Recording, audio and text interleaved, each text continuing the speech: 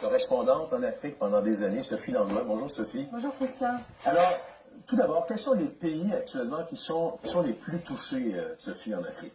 Ce sont les pays de l'Afrique du Nord, l'Algérie en tête et l'Afrique du Sud, donc les deux extrémités du continent. Vous savez, ce sont quand même, si on regarde les chiffres dans ces deux pays les plus touchés, en Afrique du Sud d'abord avec le plus grand nombre de cas, 1749, et seulement 13 morts. De l'autre côté, en Algérie, un nombre sensible de cas, 1768, mais 194 morts. Donc, beaucoup plus de décès en Algérie pour un nombre semblable de cas.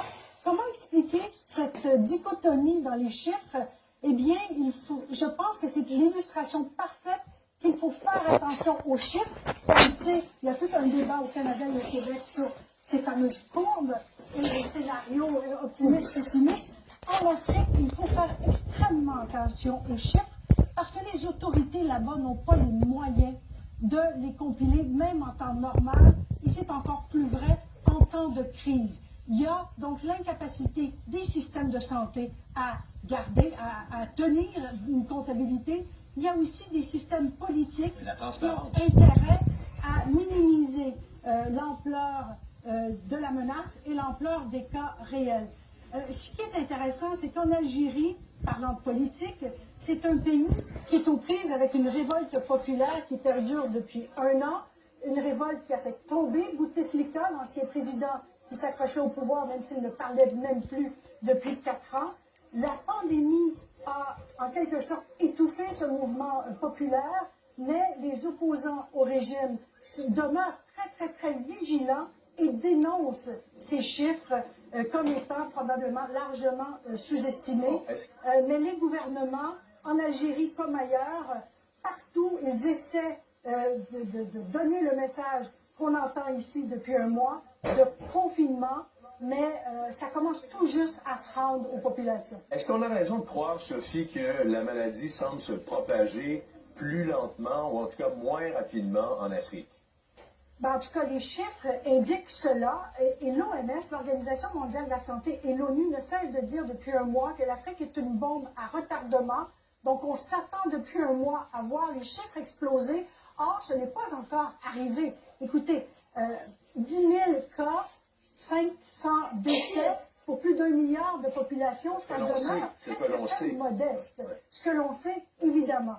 Alors, en Afrique du Sud, où les infrastructures sont quand même beaucoup plus solides qu'ailleurs en Afrique subsaharienne, ce que les médecins disent, c'est que les malades arrivent peu à l'hôpital. Ils meurent avant d'arriver dans le système, donc avant de pouvoir être testés, soignés et certainement comptabilisés. Donc, en Afrique, on dit souvent que la cause de mortelle la plus commune, c'est de cause inconnue. Il y a probablement beaucoup de gens qui meurent en Afrique en ce moment de cette fameuse cause inconnue, mais qui meurent possiblement de la COVID-19 sans que personne ne puisse le savoir. Bon, pas évident de combattre la contagion en Afrique. Il y a une densité de population absolument incroyable.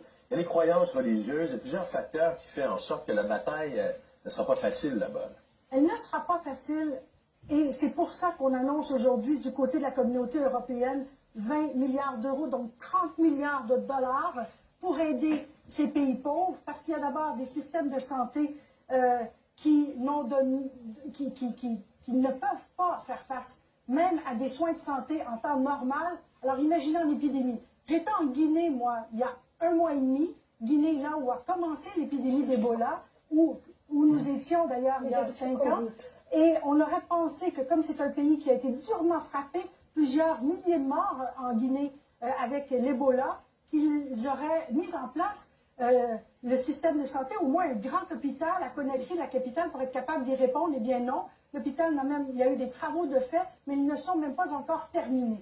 Et Guinée, c'est un des pays où on soupçonne les autorités de sous-estimer le bilan, qui demeure très faible. C'est le cas au Burundi aussi, à peine 3 cas, 0 décès. C'est à peu près la même chose en Guinée, parce qu'il y a des situations politiques explosives. On veut y tenir, par exemple, des élections au Burundi en mai, malgré tout. Donc, encore une fois, là, une opposition qui dénonce ces chiffres et qui dit qu'il y a probablement beaucoup plus de Burundais qui sont atteints de la COVID-19 que ce que les bilans officiels disent. Bien, merci beaucoup, Sophie, pour ce bilan africain. On va continuer de suivre le mieux possible ce qui se passe dans